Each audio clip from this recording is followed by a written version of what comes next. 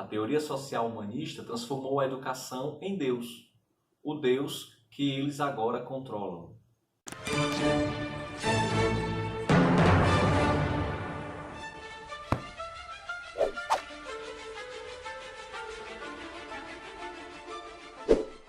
Fala pessoal, José Luiz Lopes com vocês mais uma vez, canal Ler é Preciso, com o 6º livro, lido em 2019, Quem Controla a Escola Governa o Mundo, de Gary DeMar. Gary DeMar, ele é membro da Igreja Presbiteriana no estado norte-americano da Geórgia e ele é doutor em História Intelectual Cristã pelo Seminário Teológico Whitefield.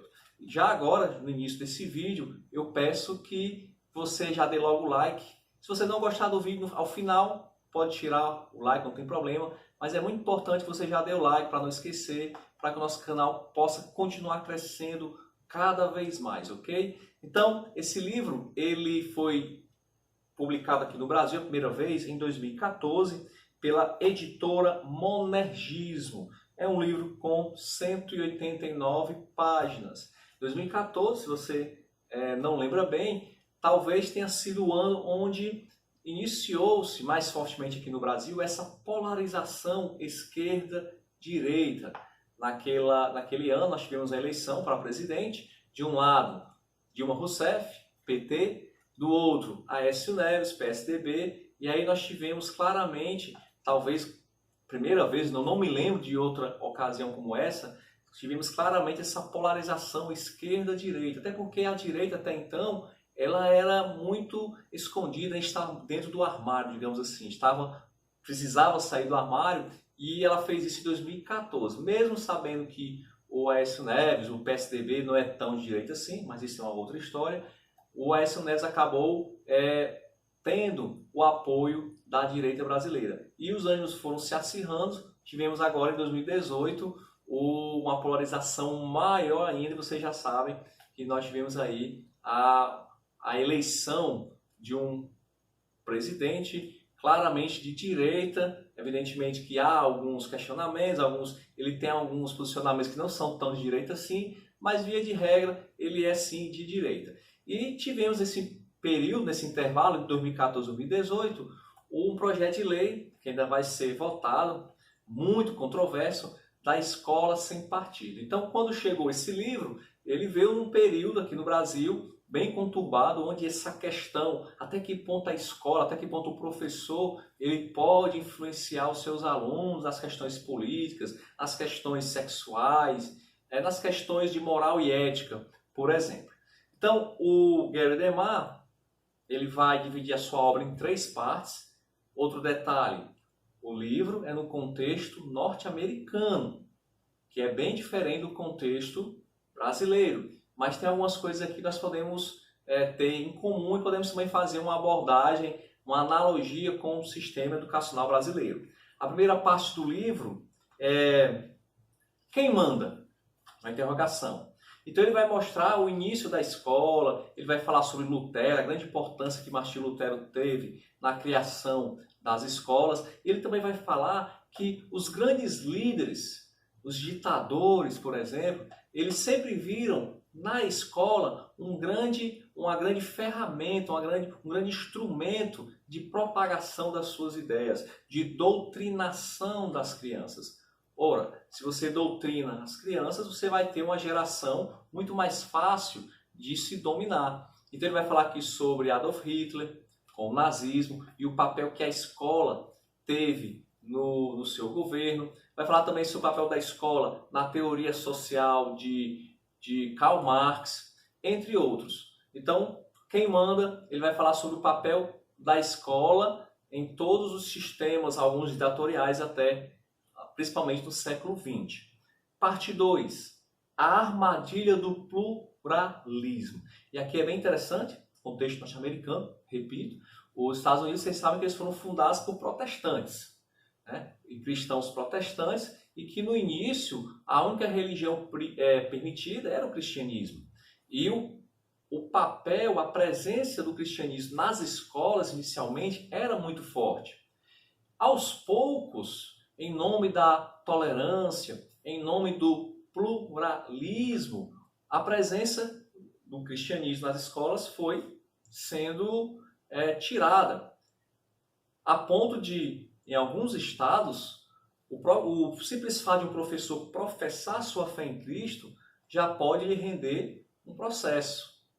Então, em nome do pluralismo, em nome da tolerância, o cristianismo acabou sendo tirado das escolas. Então, por isso que ele diz que isso é uma armadilha. Aí ele vai defender, e aqui ele é bem radical nesse ponto, ele vai defender escolas cristãs. Ele vai orientar os pais que tirem seus filhos das escolas públicas e coloquem em escolas cristãs. E mais, ele diz que defende que as escolas cristãs, os seminários, não deveriam se preocupar com o que o Estado diz, com o que o Estado manda ensinar, porque ele entende que o Estado está na mão daqueles que ele chama de humanistas, aquelas pessoas que não têm a cosmovisão cristã.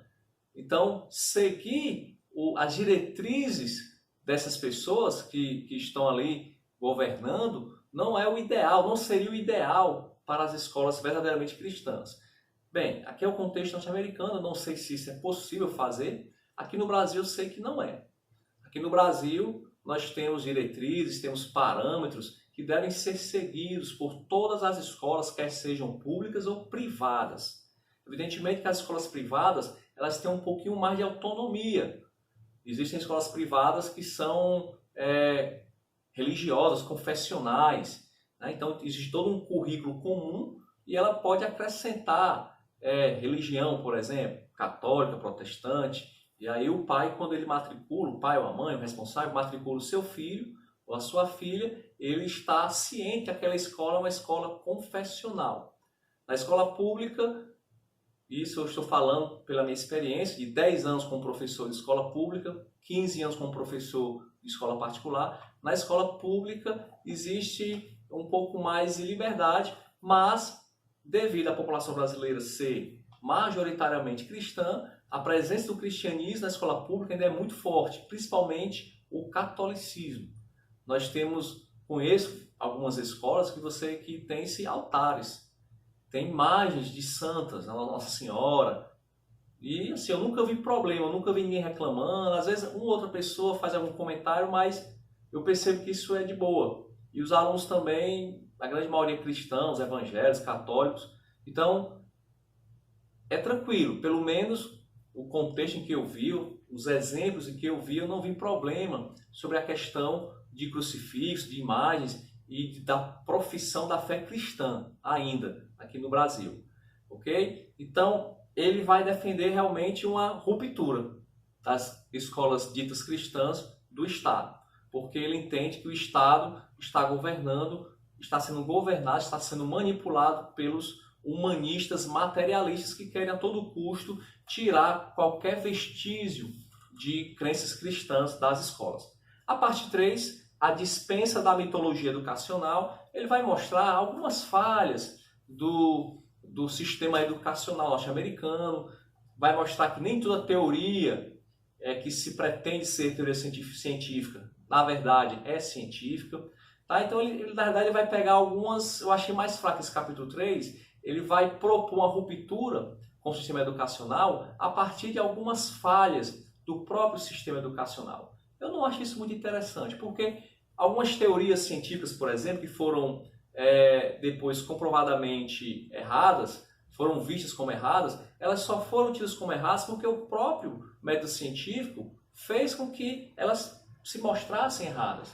Então, há falhas no método científico? Há falhas porque os cientistas, eles também são humanos, eles também são sujeitos digamos assim, a falhas, e muitas vezes eles não são objetivos na sua pesquisa. Aliás, ninguém é objetivo nas suas pesquisas.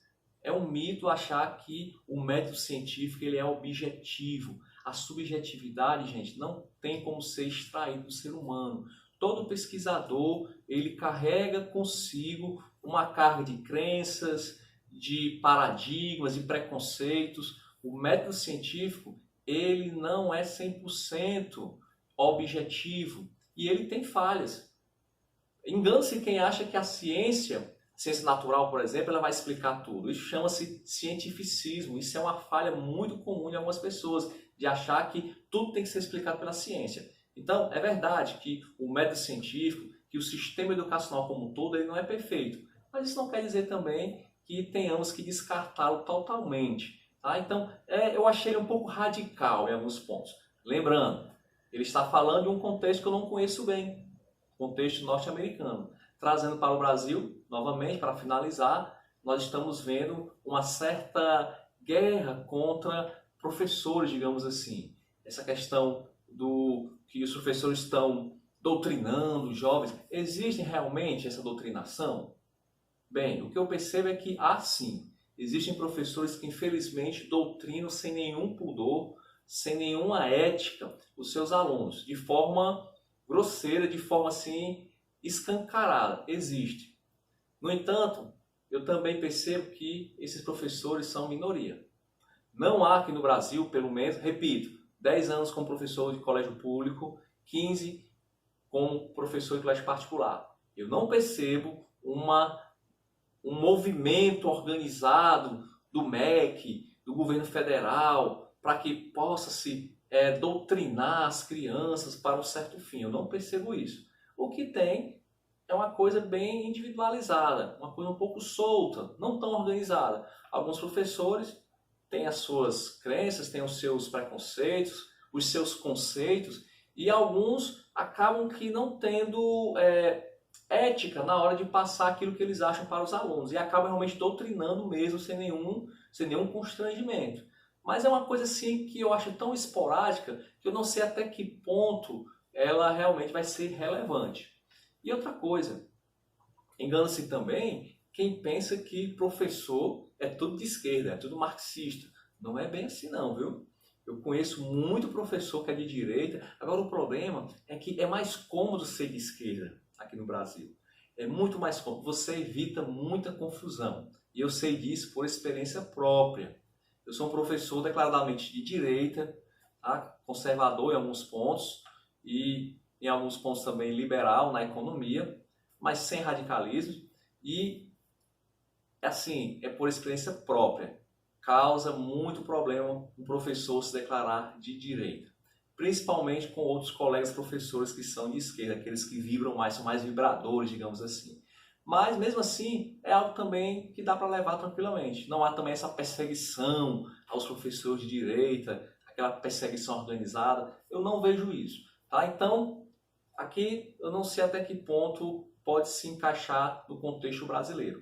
Há realmente professores que doutrinam, é verdade. A escola é um instrumento de doutrinação, também é. Mas eu acredito que hoje em dia, século XXI, com a internet, com a informação mais liberada para os estudantes, a escola tem tido cada vez menos esse poder. E o professor também tem tido cada vez menos esse poder de doutrinar algum aluno. Mas eu sou a favor do projeto de lei do Escola Sem Partido, porque eu imagino realmente que os exageros devem ser vistos de maneira mais apurada e devem ser evitados. Então esse é o 6º livro, Quem Controla a Escola Governa o Mundo. De 5 estrelas, eu dou 3 estrelas. É um livro que eu esperava um pouquinho mais. Tá? Eu esperava muito mais esse livro. É um livro que não chegou a me decepcionar, mas também não é uma leitura que me mostrasse algo bem diferente, algo novo. Tá? Então, é uma indicação. Indico sim para você que tem curiosidade, mas não achei uma leitura excelente, digamos assim. Tá? Então, aguardo você no próximo vídeo e vamos ler porque ler é preciso.